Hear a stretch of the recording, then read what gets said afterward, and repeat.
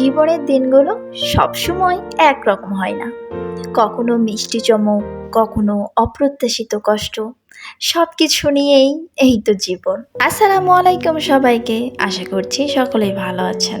আমরাও আছি ভালো মন্দর দিক দিয়ে, আলহামদুলিল্লাহ। আমি ভেবেছিলাম আজকের দিনটা শুধুই আনন্দে ভরপুর হবে, তবে কে জানে যে বিপদ কখন সামনে এসে দাঁড়ায়। অনেকে হয়তো ভাবছেন কেক শপে এসছি, কেক নিয়ে যাচ্ছি, কেকে কার বার্থডে তার নামও লিখছি, তবে কি আবার বিপদ এসে দাঁড়ালো।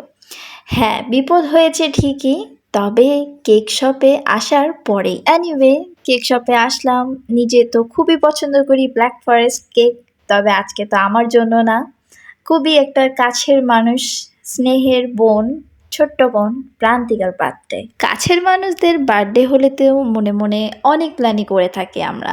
ঠিক সেই রকম আজকে মনে মনে অনেক প্ল্যান করেছিলাম, কি করব না করব, কিভাবে ওকে সারপ্রাইজ দিব, কিন্তু কিছুই যেন আজকে হয়ে ওঠেনি।